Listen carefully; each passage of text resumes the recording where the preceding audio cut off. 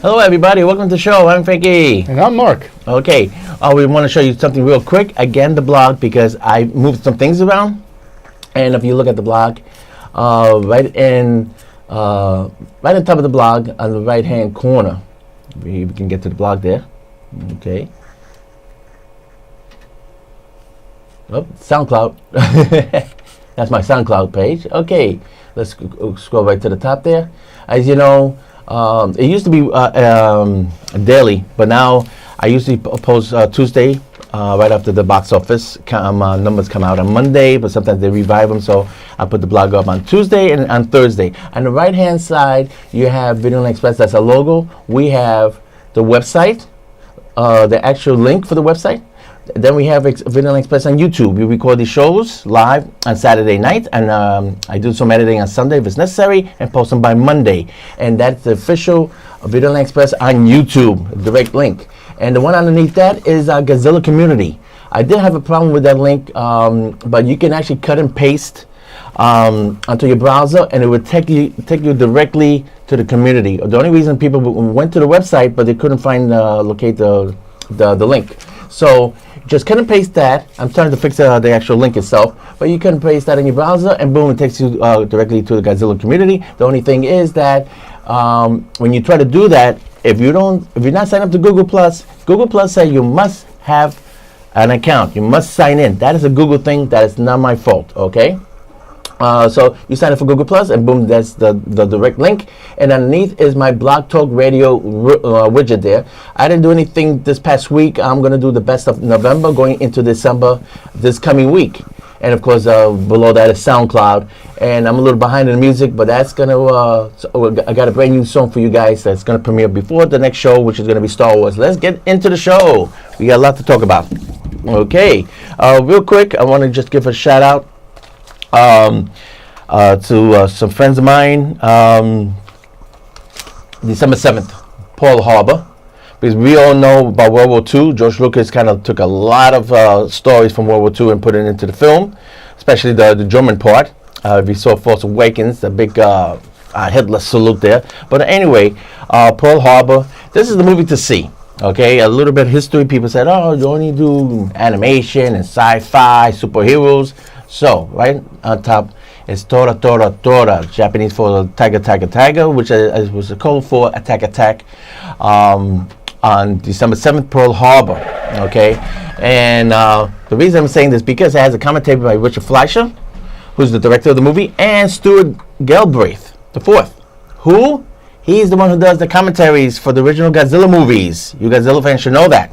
Okay, that's a little trivia. I'll be talking more about that on the radio show. So let me give a shout out real quick to my partner Steve, my musical partner. He was in the Army. Santos, he was the first guy to actually do the show with me when we first started about 20 years ago. We know, as you guys know, we're celebrating 26 years this past year. He retired, and his cousin Louis. Okay, they both served the Army. Both of these guys and me, we actually was an I Am Legend. And the funny story I told before was Louis spent 5 days on his film, the big escape sequence when Will Smith trying to get the family in a helicopter underneath the Brooklyn Bridge. Me and Sanders, we crashed one night. It says, too cold out here, screw it. We didn't even get paid. We showed up, we crashed the film, and we in the movie. Louis spent 5 days freezing his ass off, and he's not nowhere to be seen with the movie. Boy, was he pissed off. Nice. A little fun trivia. John and Little Jerry from the Henry Street Boys. That was a little gang we used to hang out a long time ago. They all served the Army. John Lee was in the Marines. And, of course, Danny and family back in Puerto Rico. They were next-door neighbors until the family decided to move from San Sebastian to Aguadilla. So a shout-out to all of them. Now, real quick, I did a costume fitting. Talking about 26 years in here. We did a custom fitting for the new Hugh Jackman movie, The Greatest Showman on Earth, over by Steiner Studios, which used to be the Brooklyn Navy Yard. And sure enough, I bumped into a gentleman while we're doing the custom fitting. I'm looking in the mirror, and the costume girl's like, I think this tie is good. Sorry for the rumble. And we're going to put you in suspenders because it's going to be taking place in the 1800s. This is not a TV show. I thought it was going to be a HBO special. It's actually going to be a major movie by 20th Century Fox, musical and everything like that. Mr. Bobless, is that the name? Ringling Brothers and Barney Bailey Circus you're talking about? Yeah, the new movie, yeah. It's going to be like Les Miserables, but it's drama and music. It's going to be, okay. Yeah. Anyway, and somebody just, I'm looking myself in the mirror, she's fitting me up, and all of a sudden I said, hey, Videoland Express. I turned around, it's like, you look familiar. I say, yeah. And I want to shout out to Jonathan. He used to do a show here at Manhattan Neighborhood Network, Waveform. So I told him I'd give him a shout out. He sees our show on, believe it, on YouTube. Whoa, nice. Yeah. Thank you. Subscribe and like. Yeah, so I was really surprised. Here I am, getting fitted, and he's fitting. Yeah, I went up being a businessman sort of, and he got fitted for wardrobe to be a teacher. So another Manhattan Neighborhood Network is going to be in a Hugh Jackman movie, which I thought it was kind of small world for us, really small world. But anyway, tonight we're going to talk about box office. It also mixed up with a lot of trivia. The Critics' Choice Awards, which is kind of interesting. Maybe you want to hold that up because it's the holiday movies. We got Star Wars. We got Star Wars up there because, that's the only film that everybody's looking forward to. Okay, there's I posted a lot of things on the last blog. Okay, is there a connection with Star Wars, with the Rogue One, to the original trilogy, but also to Chapter 7, 8, and 9? Okay, a lot of talk about that. Mixed reviews already. So supposedly. Okay, but before that, let's not forget Christmas tradition, Christmas and the Muppets. Yes. Oh yeah. Love this movie. Yeah, it was great. And of course, what's Christmas without the Daleks? Yes, Christmas Eve. I think it's Christmas Eve or Christmas Day. Right. It comes out. Yeah, a new Doctor Who. And I don't care what anybody says, exterminate. That's what I'm getting tongue-tied. Star Trek. You'll be assimilated. Okay, I think. With the Borg? Yeah, that definitely got that idea. Big argument. Nobody wants to talk about it. Real trivia. There's another little trivia thing I want to get to real quick. In the movie Star Trek, because the Critics' Choice Awards voted this movie for best makeup, and it's also up for special effects. What, no best costumes? Believe it or not, no costumes. Jeez. Yeah. Yeah, because I think they even had these new jackets in Star Trek that look pretty awesome. I thought they looked cool. And they said they're selling them now. You can actually buy one of these jackets. This one right here.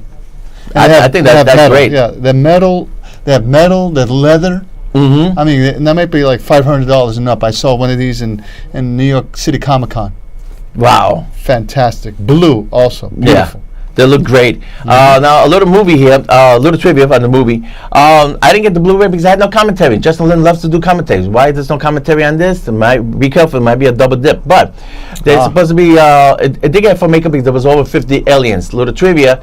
His son, when the Enterprise goes into the Yorktown, the frontier with the city up in space, and the camera goes to all these different aliens, you see a little kid painted green. That is Justin Lin's, the director. That's his son, and he got painted green with big ears because the son wanted to be Yoda. Okay, that's a different race. Now remember I said may the force be with you, and so when I do that, some people get pissed off. Okay, a lot of people don't understand. Where that came from was Back to the Future, when Michael Keaton, is it Michael Keaton? Michael J. Fox, I mean. Yeah, Michael Keaton is the actor in Spinal Tap, because I just saw that. Because in Spinal Tap, they mentioned Bob Ryan, who's the director. He's in character, and he said, "Well, I want to do a picture called Kramer versus Godzilla." which I forgot all about that. But anyway, I talk more about that on the radio show. But Michael J. Fox, near the end of the movie, he's trying to convince his father, you must approach, you got to attack Bib or whatever, you got to fight Bib, and he dresses up in this like hazmat outfit. Thank you. And he says, I think he said he was Darth Vader from the planet Vulcan. Right. Exactly. Yeah, he kept mixing the whole narrative. The whole franchise. So that's that's a little trivia, and that's why I said an example. There's another trivia again with Godzilla. The new Star Wars Rogue One. They go to a cave and they see all these like different cavemen used to do paintings and stuff like that, and the camera pans and you see, remember the last Godzilla, American Godzilla 2014, he fights these two like insects/bats called the Mutos. Right. Well, the camera pans inside this cave and you see a Muto. Nice. Now, what is a Godzilla creature or Godzilla foe doing inside a Star Wars movie? I put that on my blog, and everybody started scratching their heads. Okay, Gareth Edwards, who directed Rogue One, directed Godzilla. But do you think they would get permission from Toho, who's very notorious of being very careful releasing the license for the creatures? Mm-hmm. Sony had to pay like $10 million for the Godzilla 1998. What?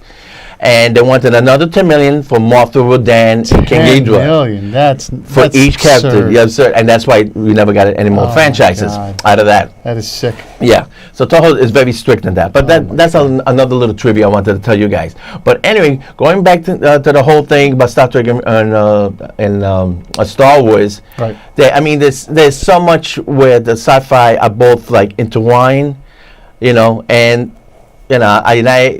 well, we did the TV show Deuce, James Franco. That's coming on in January. When the show premieres, I'll talk more about that because right now it's just a figment of my imagination. But I met a bunch of Star Trek fans. I said, so what do you think of Star Wars? And they said, well, because we want a topic of Star Trek. Looking forward to the next movie. But they all said the same thing. We prefer Star Wars because Star Wars has better machines and spaceships and characters and stuff like that. Yeah, I always hear that these two groups don't get along. Yeah. I think Star Trek fans say, Star Wars is for kids. The other people say, oh, no, Star Wars started first, Yeah, Whatever. For me, we're fanboys. I love anything about outer space, and I could be disappointing. As a matter of fact, Arrival got 10 nominations from the Critics' Choice Awards, and I thought that was overrated. Independence Day, saw it on Blu-ray. I figured, okay, maybe it didn't play good in the movie house. Maybe I see it on home. Sometimes the movie plays better. Huh? It would be better? No, it was worse. You see all the faults in the script. Yep. It's like lazy. It's like a friend of mine once said, or what I heard on the internet. It's like going back to McDonald's and expecting a good burger. Oh, there's a movie about McDonald's coming out. Oh, really? Yeah, I saw it on the list. I forgot all about it. Oh, yeah, about the creating of McDonald's. Right. It was actually two brothers called McDonald's, and so the third banana came and stole the whole idea from them. Right. He franchised it. Right. He franchised it. Yeah. Smart. What a crook. Roy Crocker. Yep. What a crock. Anyway, well, it's going to be good. I heard it's going to be almost like the Facebook movie. Along the same premise. Social Network.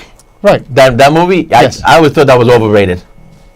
Well, then you're gonna love this one. That is true. Okay. Let's see. And real quickly about the blog. I met fellow background actors, and I know what I posted on the blog was Doctor Strange, where he's actually working into a bookstore doing filming. They took a break from filming, and he's working in a bookstore, and that's available on YouTube. Just put what's the name? Benedict Cumberbatch. Thank you. That name is always a tongue twister for me. That name, Doctor Strange, New York City, on location. Type that on YouTube and you'll see the clip if you can't find it on my blog. And it's him, and he actually took a break. And one of the background actors I met, hi Anthony, how you doing, buddy? And they said they made, because they had to change the camera angles for a certain scene that took place in the street. That's the chase scene in New York City, by the way, if you saw the movie. And they made the actors stay. It was a really cold day. They made them stay out there in the cold weather for an hour. Whoa. Yeah, he was kind of pissed off. That's what happened with Noah. Noah was filming in Long Island and some warehouse. And they actually had to work in freezing rain. Don't forget, that was a summer movie. And so they had to freeze. Spider-Man, same thing. The whole time sequence was done in an airplane. This is a studio out on Long Island where they took an airplane hangar. But the airplane hangar has open ends, so all the cold air comes in. And didn't do that one. I could imagine that. I was called for Gotham. And they were going to film up in the warehouse all the way upstate somewhere, per bus. And they said, well, wow. Yeah. And they put a warning out. I canceled because they're going to film this. It's going to be cold, chilly, and damp inside the warehouse. Not with my asthma, folks. So I turned down Gotham. And that's a show that's really hard to get into. But darn. You could have been big. Yeah. The way they edit these shows, I'll be talking more about it. I did 3 episodes already of Blue Bloods. 3 episodes of Elementary. You don't see me in Elementary whatsoever. In Blue Bloods, you see the back of my head in one scene. The other scene, me and this girl, we're actually walking out in the rain and we're passing by the actor, the big actor, should I say, who was in The Sopranos, and of course, Donnie. And we're walking back and forth in the brother. It was cold, wet we started from 9 o'clock in the morning. By 11 o'clock, we were completely soaked. The scene got edited out. Oh. And the other scene is the same episode, I think episode 3 or number 5. Anyway, he walks into this crowd because they're doing a police investigation. You know, they got the yellow tape or, police scene and everything like that. Right. And I couldn't see myself. Somebody spotted me. I said, yeah, Frank, you're in there for about 1 second. He passed right by you. And it's a side profile. So that's your best work so far? Yeah. The running joke is, folks, don't blink or you're gonna miss me. But that's the nature of a background actor. It's gonna eventually become like the new Waldo. Yeah. See if you can find Frank in the scene. Frank will name the scene and try to see if you can spot him. Yeah, it's funny. Basically, the reason I look forward to the shoots is they feed you breakfast, which means eggs and bacon, or sausage, which I have both, which I shouldn't have, and of course lunch. These shows, man, they lay it all out. There's a whole table full of the salad by itself, and then you get hot meals. One time they had like curry shrimp. Whoa. Yeah, they're not cheap with the food. They're pretty good. Mm. But anyway, so let's go. Maybe you should start having a contest. If they could spot you in a scene, you'll name the scene, they'll spot you in a scene. Take a photo of it from your TV. Yeah, a screenshot. Circle you on it, and upload it. Yeah, I might do that. That might be a little fun trivia. I might do that in January. I'll definitely do that. Hopefully, I won't be edited out of the deuce. That'd be a big chance. But yeah, I got a scene where James Franco actually hands me drinks. Me and Thomas, we had a scene, another background actor, and we were sitting at the bar, and James Franco's doing some dialogue. He's talking to somebody else. By the way, blah, blah, blah, blah. Here you are, gentlemen. Here's your 2 drinks, and blah, blah, blah. And I'm hoping the scene done. And most of the scenes I'm in, I've been editing out. I don't know. But anyway, so I'll be talking more about that trivia. And the last trivia I forgot to mention, when Westworld finally premiered, I showed of James Brolin. People got a little bit confused. James Brolin was the original actor in the movie called Westworld with Hugh Brynner as the gunslinger in black. Okay, and the clip that I showed, if you're confused about that, just type in Westworld on YouTube. Just Westworld, the movie, back in 1973. That's James Brolin. Because James Brolin, it was on one of the DVDs. I posted it of James Brolin auditioning for Octopussy. Right. Remember that time? Yeah, I've seen that one. The James Brolin, Roger Moore was threatening to quit the franchise, and because he wanted more money. And so the Cunningham was bluff, and they were auditioning all these guys, including James Brolin, who had an American actor. So Roger Moore finally caved in after he got his salary, of course. So every now and then, I put that on my blog. So that was the question. Somebody asked me, why you put that Westworld? We didn't get that. That's because I was comparing that compared to the new Westworld, which is, I thought that TV show is a total mess. Doctor Strange filming in New York City. And I mentioned Noah and the other thing. Anyway, so let's go right to the top 10. You've seen a couple movies. You've seen a couple things. Real quick. Yeah. Moana, number 1. The second biggest opener after Frozen. Real cute movie. There's a scene. He's like a surrogate father. There's no love story, which I was glad. So it's like a father and daughter. They're going on a journey. well, one of my favorite scenes is they're in the middle of like Westworld. They're on this raft and they confront this whole giant village on the water, and it's something completely out of. Oh, you mean like Waterworld? Waterworld, right? And it's but these are little, like when Ewoks gone bad, they put all these skull figures on and everything like that, and it looked like something right out of Mad Max, believe it or not. So, and the ending is a nice surprise ending. I mean, Are you doing spoilers? no spoiler. The only reason is, and the movie starts off with when he was younger, he confronted this volcano demon. Right. And she helps him. Let's say we can confront him again. Okay. Basically, that's the journey. Anyway. So he confronts him near the end. But the Disney, no, because that's not the part. There's a whole twist. But that's what I'm saying. You're doing spoilers. Not really. Because believe it or not, because the fight scene when he fights the volcano demon is in the trailer. Okay. So I'm allowed to do that. But that has nothing to do with the ending. The ending is completely different. Anybody who saw the movie knows what I'm talking about. There's a whole aftermath, should I say. But anyway. Put it here first. But the thing I'm mentioning why because the Oscars already talking about special effects. This one should get nominated for special effects because the Disney animators really went berserk and doing all this volcano lava, and especially they got all the water down. It looked like it was actually in water, and I mean they really got it down packed. Okay, so it was a cute movie. Number 2, Fantastic Beasts. Boring. I went to see it because I thought a lot of creatures. Okay, like Ray Harryhausen is one of the best Blu-rays of the year. That's why I'm showing this, and I figured, okay, it's a lot of Fantastic Beasts, right? I can't believe how boring it was. Then again, we talked about it for the last show, but we didn't get around to talking about it. Right. You said, I said, hey, it's a Harry Potter film, and those people who are fans are going to enjoy it. And no matter what you or I are going to say, if we don't like it, we do like it. People are still going to go out there and see it. Yeah. There's no chance of us influencing. Almost like there's no chance of us influencing a vote. Yeah. We're not going to change anyone's mind. They already got their head set. It's sort of like the Twilight Zone sagas. Like, we could go see 1 or 2 and say, oh, these are not good for us. We're going to stop seeing them. We're just like, that's it. No more. We're not going to see them anymore. People are still going to go out there and see them. Like Hunger Games. Oh, yeah. Yeah, I mean, those were awful. I stopped after the second one. The third one, I couldn't care less what happens at the ending. And you saw the third one? The third one. There's like 4 of them, right? Yeah. The third one, and then the fourth one I finally got it from the library. I was not going to spend $15 on it. And same thing like the other one with the wolves. Yeah, Twilight. Was it Twilight, or are you talking about Underworld? No, you were right. Twilight. That's the one with the wolves. And the Hunger Games is the one with Jennifer Lawrence. Right. They all got the same thing. They all sucked anyway. Yeah. So Fantastic Beasts is going to clear $500 million. I couldn't believe it was boring, but you were the one who mentioned it last time. David Yates was the director of Harry Potter and the Half-Blood Prince, right, and Deathly Gallows Parts 1 and 2, and he's a boring director, and this was a boring movie. I forget which one. Which one of them the people were really saying that they didn't like? Like, which one was the lowest? Was it the Order of the Phoenix that people didn't like of the Harry Potter franchise? That they said it kind of started turning south. That they didn't get it. Oh, that was the third one, the dark one. Yeah, wasn't that that was directed by Phoenix? Alfonso? No, that was the fourth one. Oh. Man, I know these movies.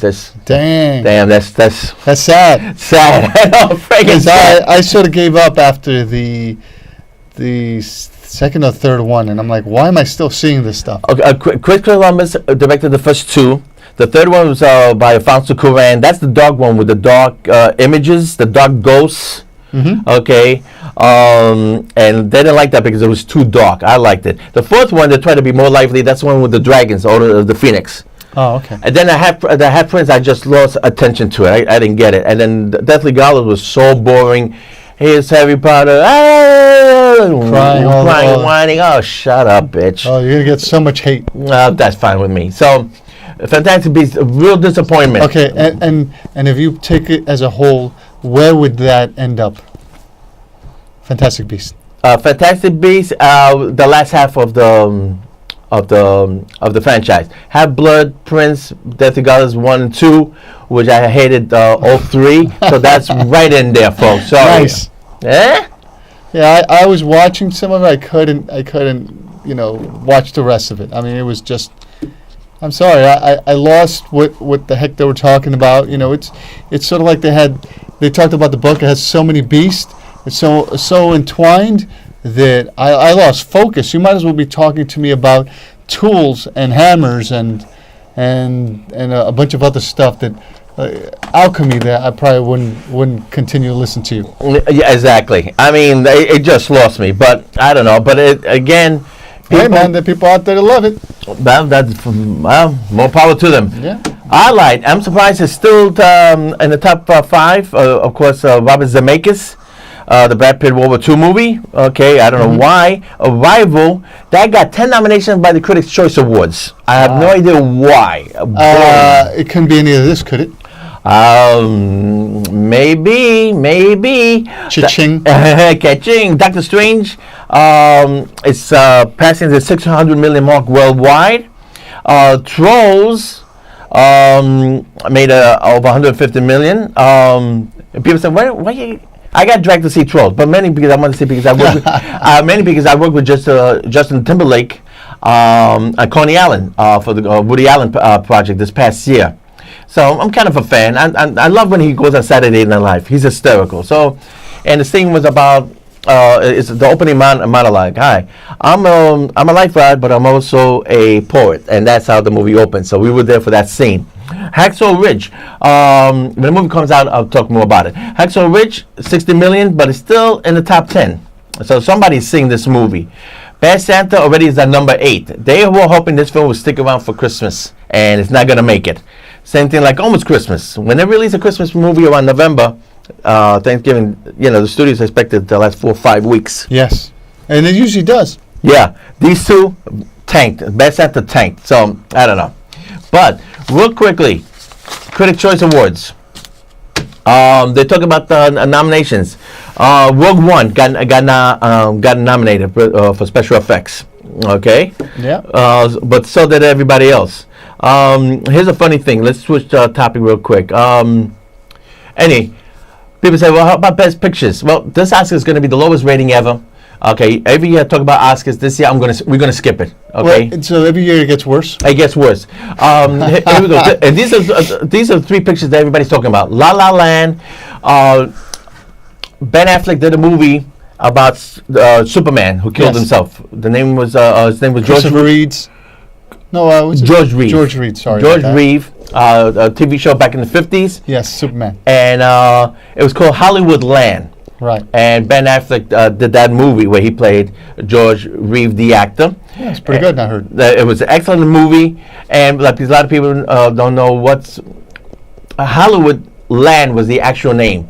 The last 4 letters. We got half a minute left. The last four letters deteriorated, so it's been known as Hollywood. The original title was Hollywood Land. That's where La La Land comes off. Moonlight, because they got 12 nominations. Moonlight, 10 nominations. Arrival, 10 nominations, and Manchester on the Sea, 10 nominations. All right. That's last we gotta time. Wrap it up. That's the last we're going to mention it.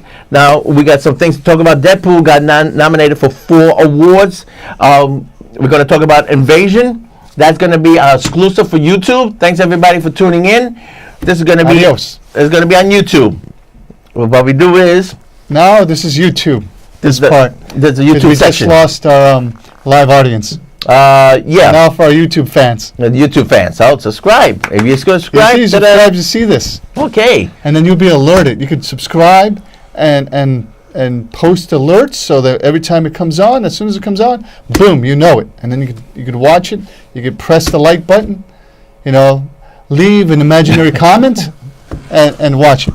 By imaginary, because Frank turned off the comments. So yeah, don't be expecting to leave comments.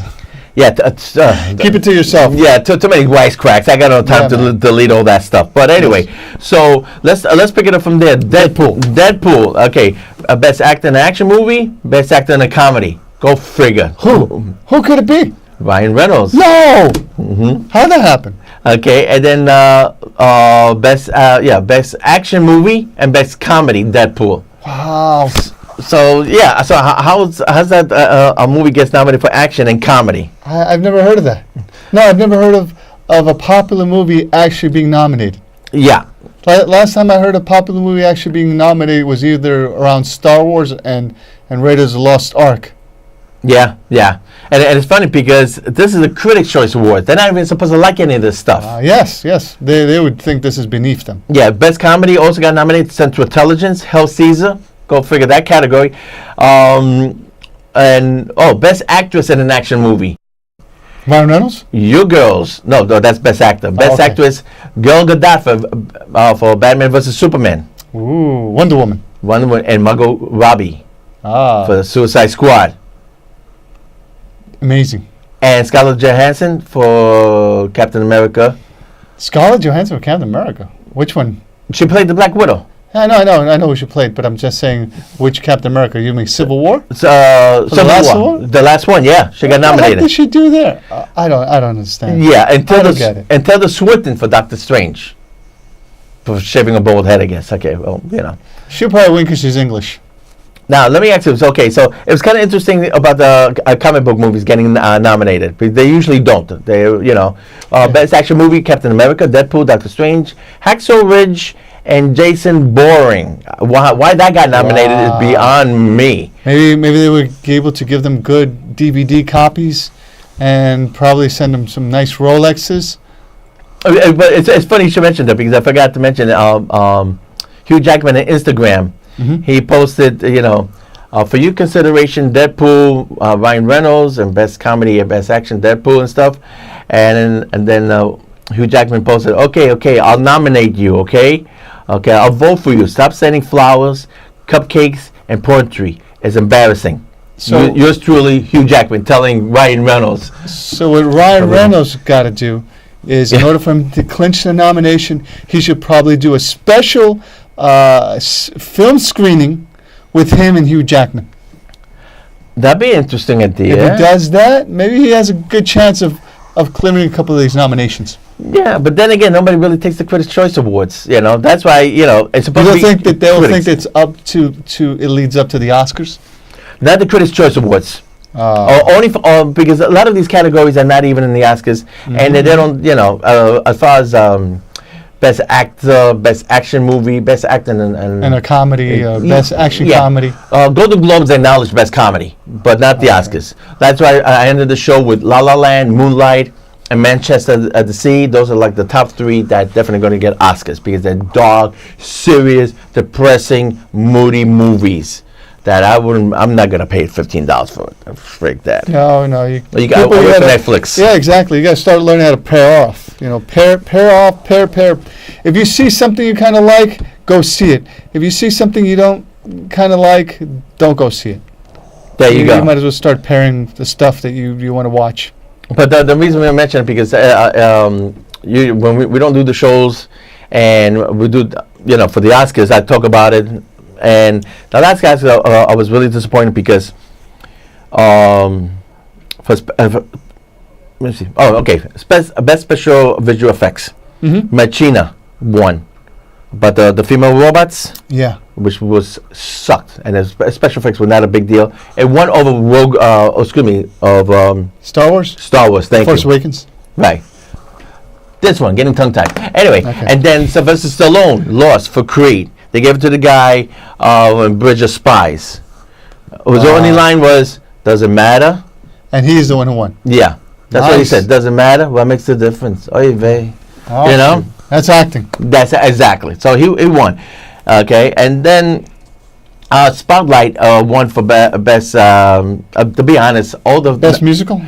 No, what was it? For Best Picture, Spotlight won. But then again, all 5 nominees, I didn't think they were all tight to be nominated for a Best a Picture award. You know what I'm saying? Yeah, it was kind of a weird time. Weak, very weak. Yeah, and so weird too because some of these movies were like low budget films. Yeah.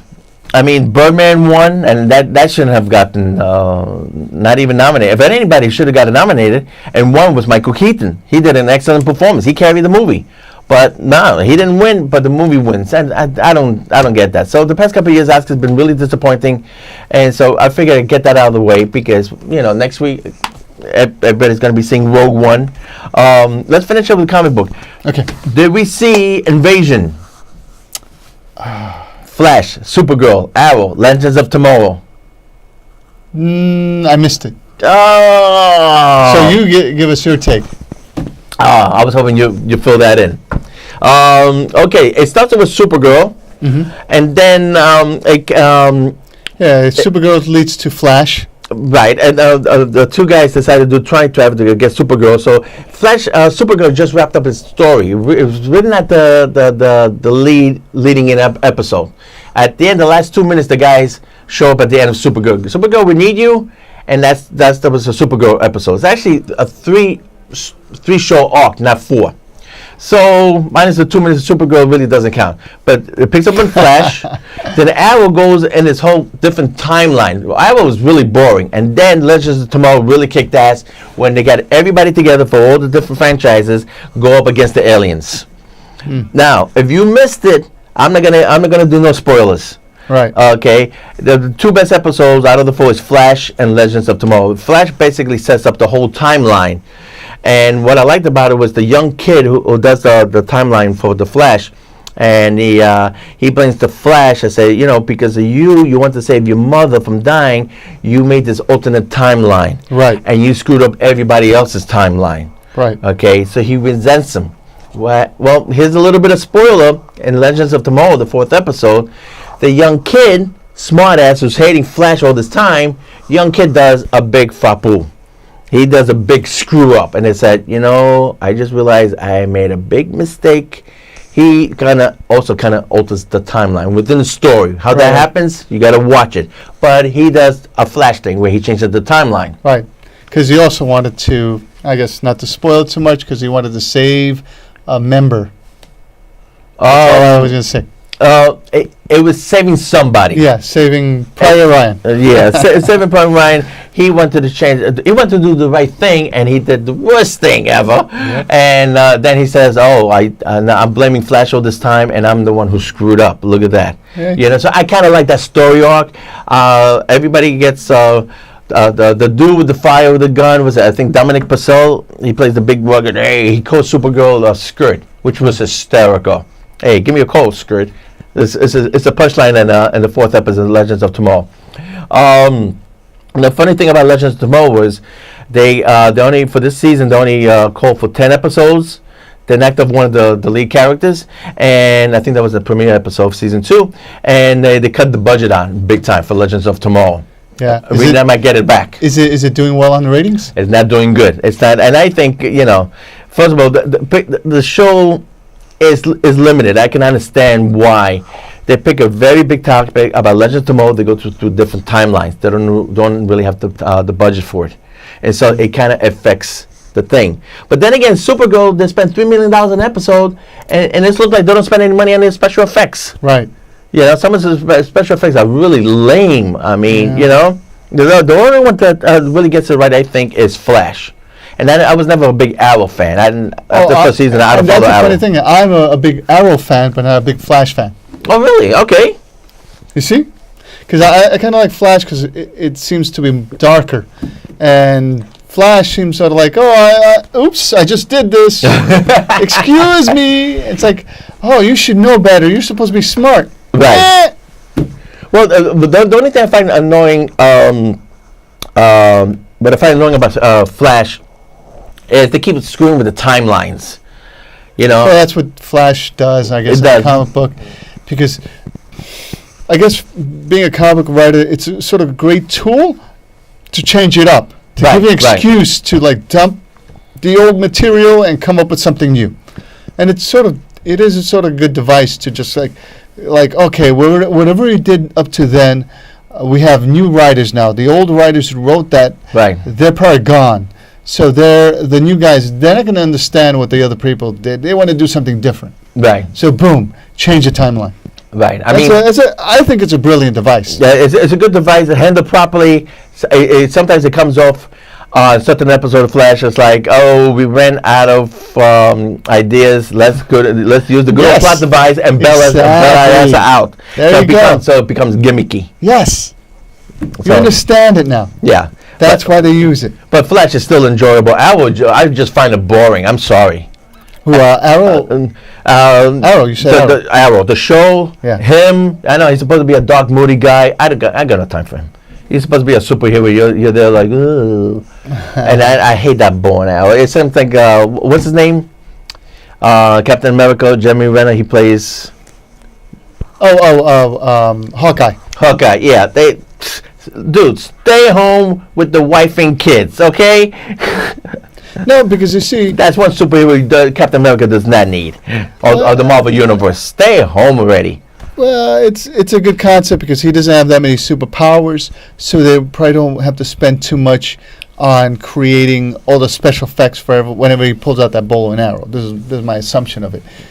But I've always favored other superheroes, like, well, not superheroes, but other type of vigilante comic books. Like the last one I always harp about is The Watchmen, Okay. because very few of them had any powers, so they can transition right into the world of reality. Right. Because if you have a superhero who has too much power, it overpowers everybody, and after a while you run out of stories, or you have to keep creating heroes that are more powerful than him.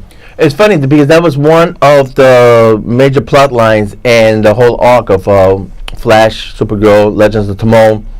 And it has an invasion. It's about the aliens attacking Earth. You find out why.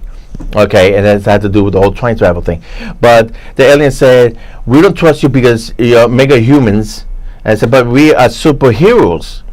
And said, the bad guys are really the guys who try to shut you down, and that's the U.S. government. And he said, okay, that's our point.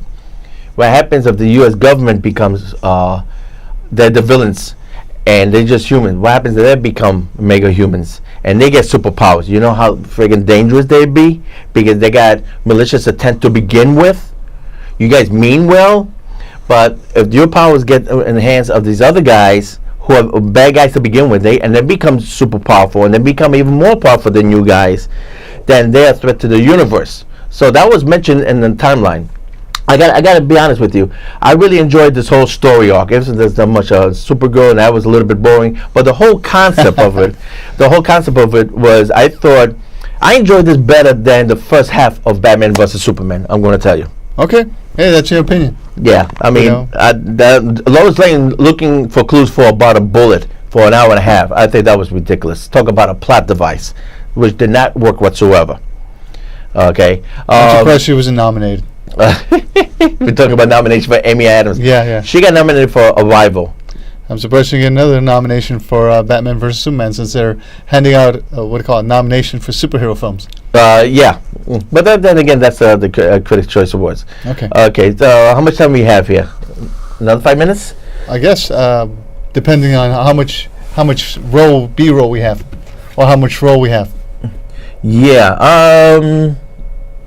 Okay, let's look a little wrap up Rogue One. What, we didn't get into it, but from the trailers and what we expect from seeing it. Yeah, I mean, we talk about that. Yeah, let's finish up with that, because it will save us time when we come on the next show. The next show will be on in 2 weeks. Right. We're gonna go right into the whole Star Wars mythology. That's why I want to get rid of this Oscars and critics. We're not going to talk about it. Yeah. And then I didn't get a chance to mention it. We're going to be back in for 2 shows in January.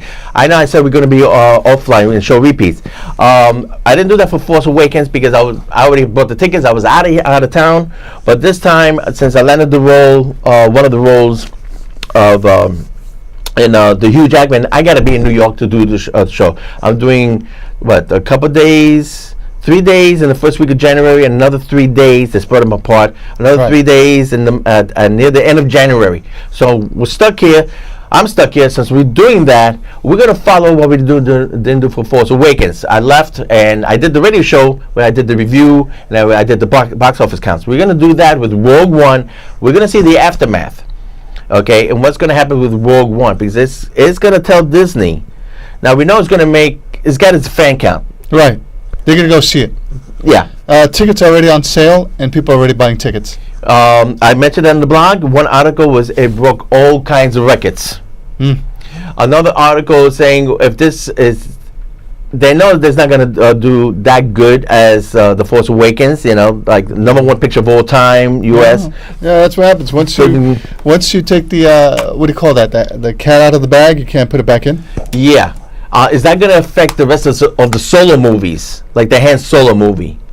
Already they That's crazy. A Han Solo movie? now they mentioned another article. They mentioned about Obi-Wan Kenobi having his own solo movie, a younger Obi-Wan Kenobi, and now it was stated that they're thinking of putting him back in as part of the franchise, because he's already a ghost, he can come back as a ghost.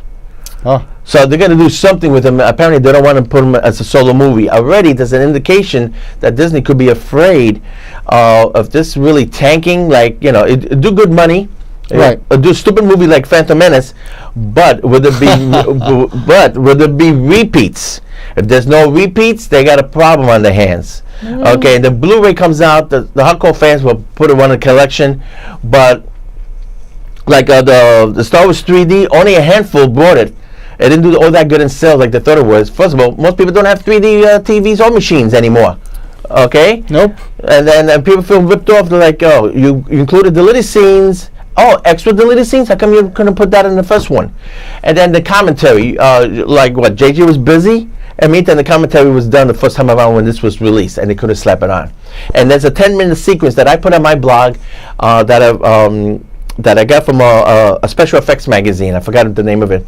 And they show a 10-minute B-roll of how it looks of the special effects sequence, the animatics, okay, which is like a moving storyboard, the actual special effect, and then the combination of the special effect and the real life action put together. It was a split screen of 3 different screens showing the process.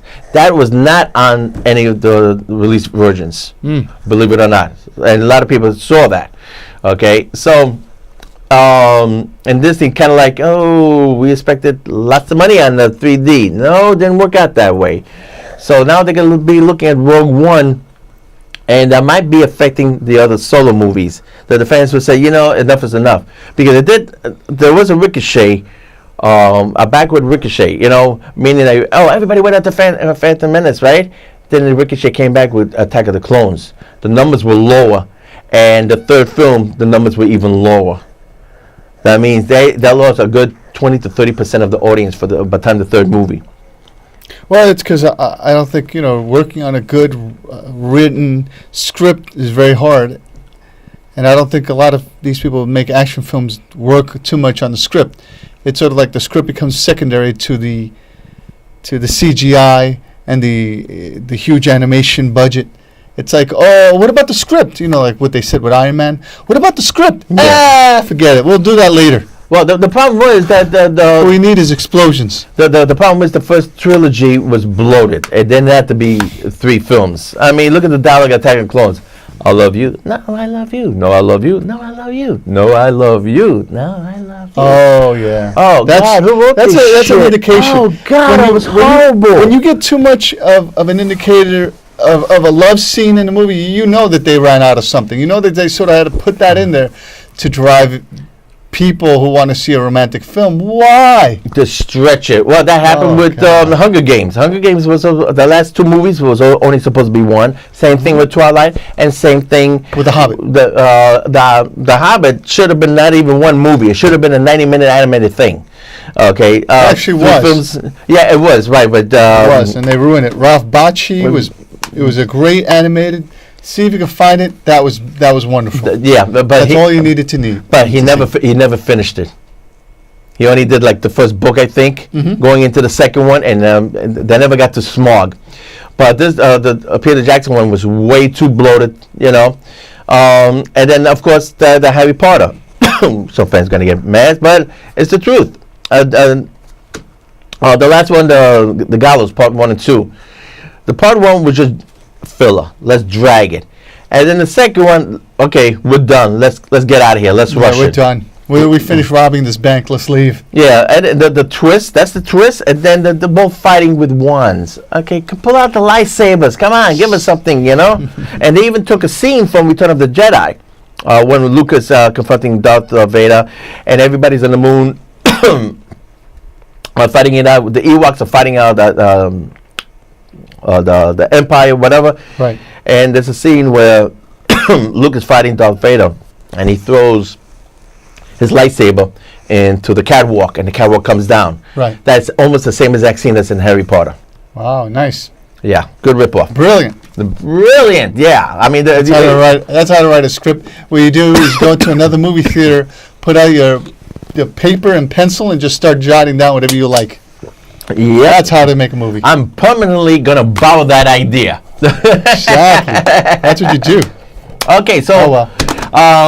So what do you think? How do you think Rogue is gonna do? But besides the obvious big, I mean, is there gonna be if the movie's not good, you think there's gonna be a real aftermath backlash effect, or you don't think nobody gives a shit anyway? I think that people are gonna go. I think the people are gonna go see it. The people who are the hardcore fans who forced themselves to love Force Awakens, who believed in it, who Jedi mind themselves into liking it. Well, it's still They're complete gonna denial. Yeah, they're complete denial. They're gonna go to the second one and complete denial. So, oh, this is great. This is great. Eventually, one of their friends will go, okay, I'm gonna go over here and play some video games, or I'm gonna go drive my car somewhere. Yeah. You know, and you keep believing this is the best thing you ever seen. Go ahead. Well, I Some mean, people walk away. Some people are gonna hold on with dear life. well, it's funny because it's the number 2 as far as pre-sales. It's number 2, of course. The number 1, it's The Force Awakens. So right there's a little hint. If people were really that psyched, it would tie it up or match it at least. But it's number 2. But again, that's the franchise talking, you know? Yeah, I'll probably just see it because it'll be like a plane wreck. Well, I mean, It'll be like what, a 90-minute plane wreck? Yeah, well, face it, we know the concept already. I mean, there's no spoilers in anything. Yeah. Then they're just showing you the whole film in the trailers. But how much more scenes? You know, I'm looking at, and those Darth scenes. Vader, this guy, the AT. Yeah, I mean, AT, whatever they call it, everything. Yeah, I call them AT-ATs. I mean, I'm there for the machinery, okay? Yeah. But The shooting, the fighting, it's sort of like watching the video game itself. Yeah.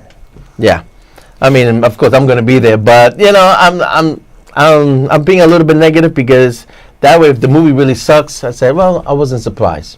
And then the movie is great, then yeah, they pulled it off because I'm wasting 2 hours of my life and $15. Okay, you know, I want all these movies to succeed. Somebody thinks, fine, you guys are so negative. No, I want movies to be good. Yeah, Spend some money because you got to think of yourself. This is the era where they're spending the money to make something that we've always wanted to see. Right. The only problem is, since it's Hollywood, they're not getting it right. They're really off their mark, and then they wonder why all the good work is going over to Netflix, etc. You know. Well, let's wrap this up. Any last comments? No. That's my last comment. That's the comment. Yeah. Well, we're gonna. Okay. One last thing. I said before.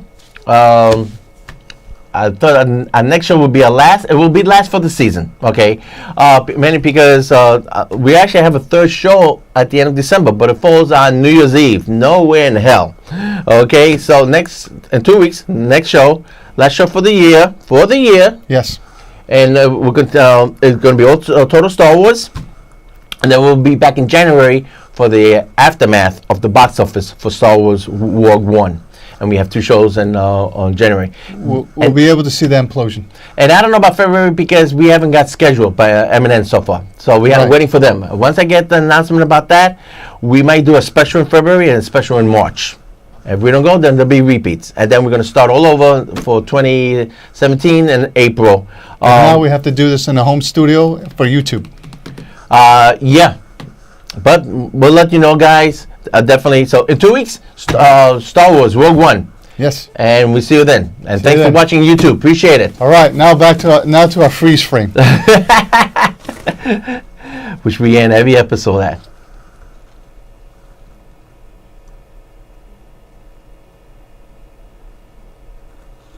Okay.